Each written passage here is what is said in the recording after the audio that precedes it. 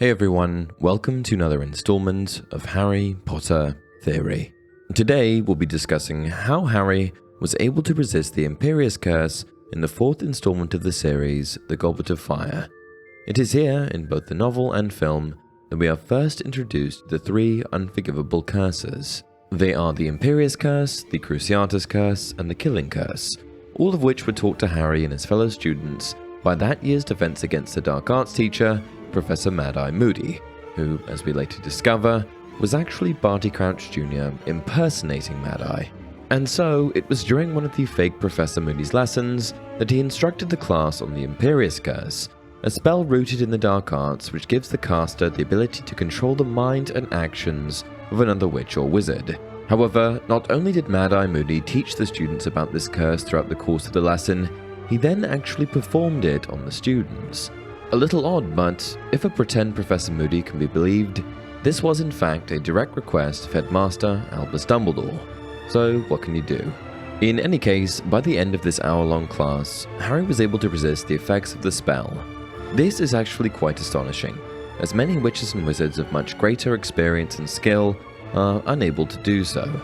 Now, if this was the only instance of Harry resisting the curse, perhaps we could write it off as a fluke or dumb luck. It could even be speculated that perhaps Mad-Eye hadn't been putting much effort into the spell, and that it was a much weaker version of something you might experience from a wizard who really wanted to control another person. But then, near the end of the Goblet of Fire, Harry once again demonstrated his ability to resist the effects of the Imperius Curse, and here it was the Dark Lord himself who cast the spell.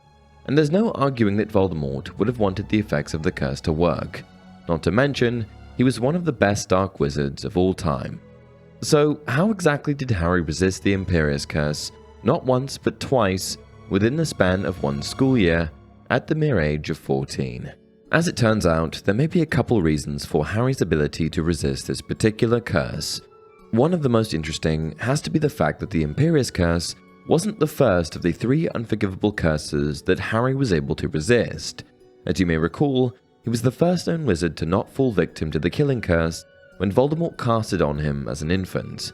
From what we know, Harry's ability to resist the Killing Curse was directly linked to his mother's love and sacrifice of herself to save her baby. But since her sacrifice resulted in her death, clearly Lily Potter wasn't the reason for Harry being able to resist the Imperius Curse. Perhaps, though, since he had already resisted one of the unforgivable curses, the most deadly of the three, he was somewhat conditioned to be able to resist the other two. Then again, Harry wasn't able to resist the effects of the Cruciatus Curse, so there's no concrete proof that this theory holds up. Rather more likely is the simple fact that Harry was a somewhat rebellious young wizard with a distrust in authority due to his upbringing with his abusive extended family, the Dursleys. He was also incredibly strong-willed, a characteristic shown throughout the series in how he would stand up for what he believed to be right, fought for his friends, and took on dangers far beyond his skill level. Combined, these characteristics are likely what allowed him to resist the Imperius Curse, a spell meant to bend the will of others and have them blindly submit to the wishes of the caster. And with that, we've come to the end of another video. What did you think? Do you agree with me? Please share your thoughts in the comments below, and as always, if you enjoyed this video, don't forget to like it and subscribe to the channel. Until next time, remember, it does not do to dwell on dreams and forget to live.